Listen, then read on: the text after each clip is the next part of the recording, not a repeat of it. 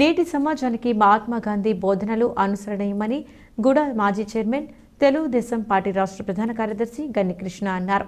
మహాత్ముడి వర్ధంతి సందర్భంగా కంబాల చెరువు సెంటర్లో ఉన్న గాంధీ విగ్రహానికి గన్ని కృష్ణ పూలమాలలు వేసి నివాళులర్పించారు. ఈ సందర్భంగా ఆయన మాట్లాడుతూ తెల్లదొరల పాలన నుంచి భారతదేశానికి విముక్తి కల్పించడానికి మహాత్మా గాంధీ చేసిన పోరాటం స్ఫూర్తిదాయకమన్నారు.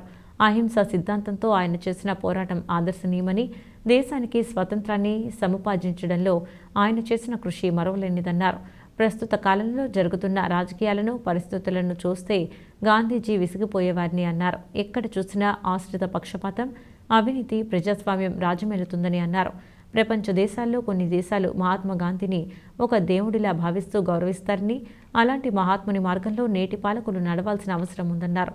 మాజీ కార్పొరేటర్ తంగేళ్ల బాబీ, టీడీపీ నాయకులు మరుకుర్తి రవి యాదవ్, మల్లా వెంకటరాజు, తలారి భగవాన్, జక్కంపూడి అర్జున్, కేవి శ్రీనివాస్, వానపల్లి శ్రీనివాసరావు, జమ్మి సత్యనారాయణ, సింహాద్రి, కోటి లింగేశ్వరరావు, ఉమా మహేశ్వరరావు, ఏవివి సత్యనారాయణ, శనివాడ అర్జున్, భూపాటి ధర్మ, రాణి, బొమ్మన శ్రీనివాస్, జాగు రాజా, మంగర సూరిబాబు, మిర్తిపాటి భద్రం, కోనిశెట్టి శివ, మిర్తిపాటి అశోక్ తదితరులు నివాళులర్పించారు.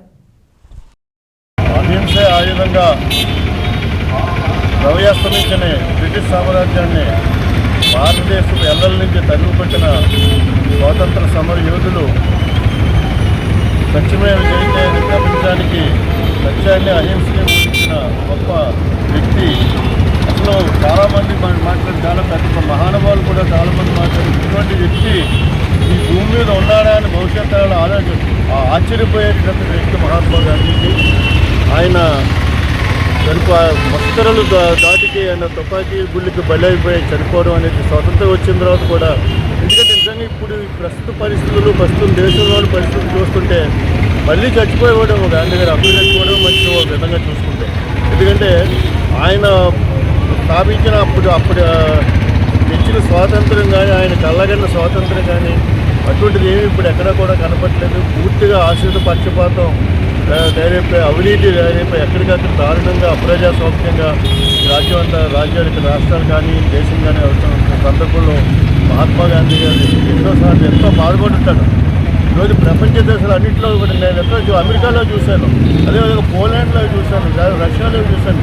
మహాత్మా గాంధీ గారి విగ్రహాలు పెట్టుకుని ఆయా దేశం వాళ్ళందరూ కూడా మహాత్మా ఒక దేవుళ్ళ కొలుస్తుంటే, ఇక్కడ మన వాళ్ళు ఇక్కడ గాంధీ పేరు చెప్పుకుని బ్రాందీ షాపులు పెట్టుకునే పరిస్థితికి దిగజారిపోయే పరిస్థితి ఉంది.